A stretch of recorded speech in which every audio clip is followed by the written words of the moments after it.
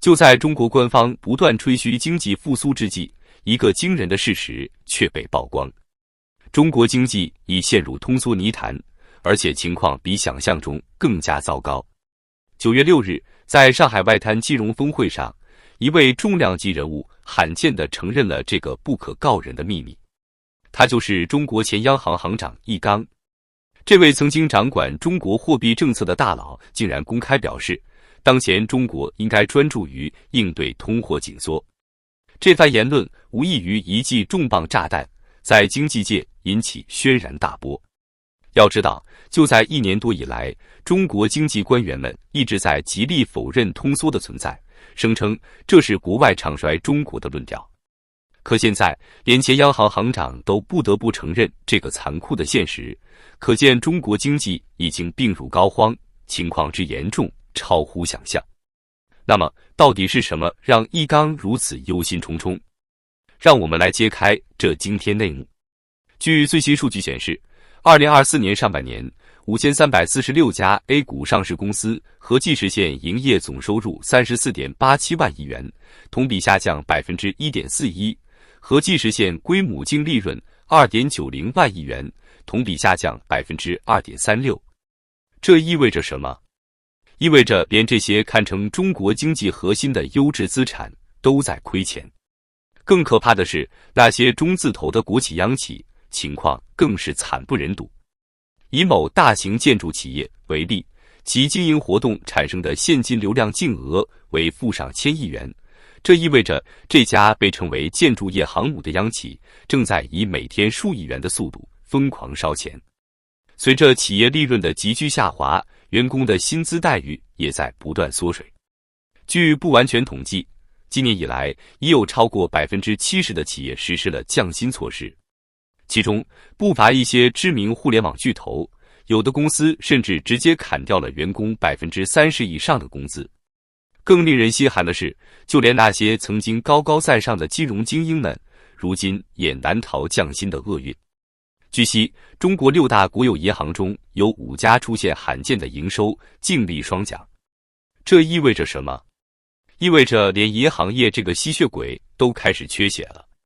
当人们的钱包急剧缩水，消费自然也就跟着萎缩。据官方数据显示，2024年1至7月居民消费价格指数同比平均仅上涨 0.2%，而工业品出厂价格指数近2年来一直处于通货紧缩状态。这种情况下，市场上演绎着一幕幕令人心酸的场景。238元一只的烤鸭卖不动了，157岁的全聚德在亏损的泥潭越陷越深。全聚德1年亏损 2.6 个亿。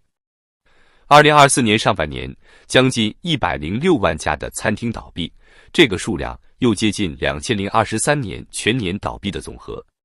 北京统计数据显示，2024年上半年，北京规模以上餐饮业利润同比下降 88.8%， 利润率低至 0.37%。这意味着什么？意味着就算是首都北京，餐饮业也已经到了快要吃不上饭的地步。在这种经济寒冬中，投资者和消费者的信心遭受了毁灭性的打击。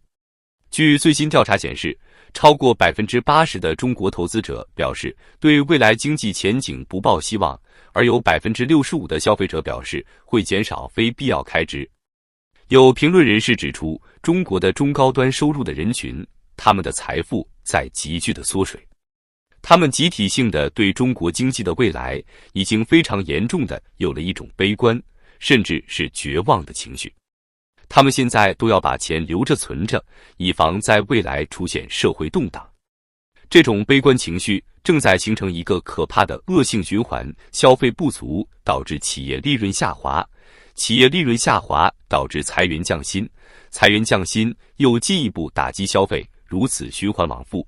中国经济正在陷入一个看不到尽头的黑洞。在这种经济寒冬中，就业形势更是雪上加霜。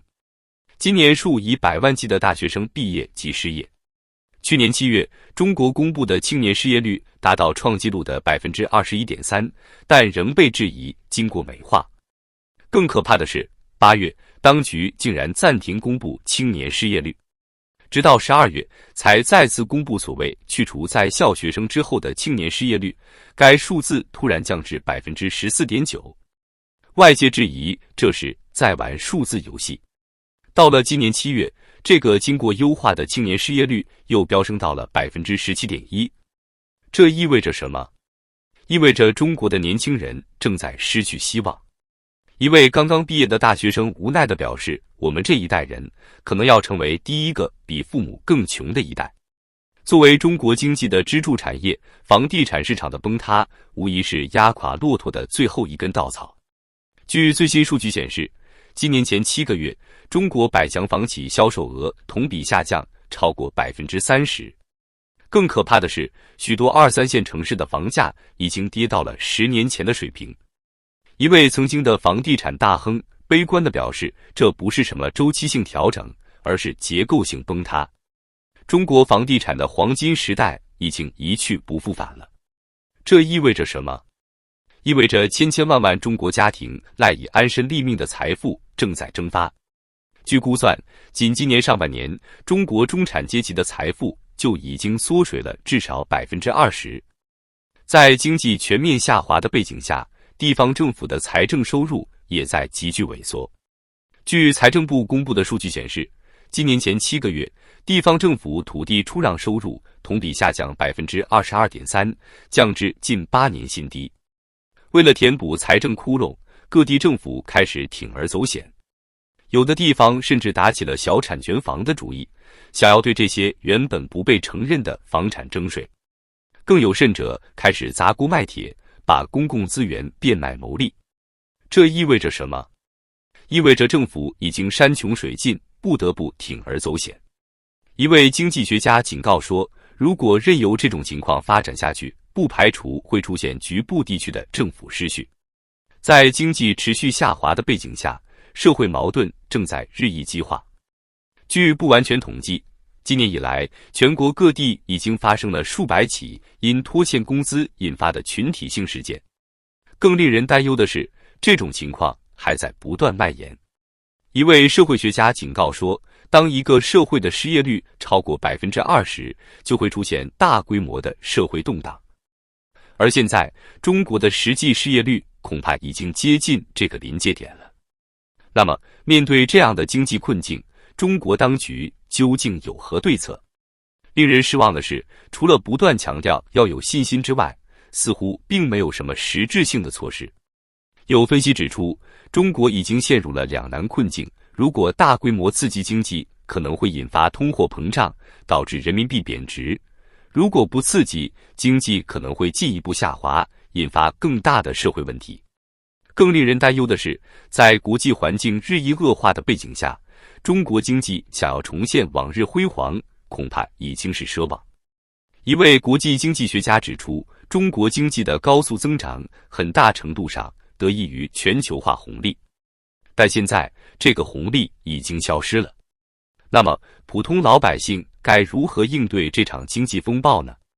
有专家给出了以下建议：保持流动性，不要把所有鸡蛋放在一个篮子里；提高技能，增强就业竞争力；减少不必要的开支，增加储蓄；关注政策动向，及时调整投资策略。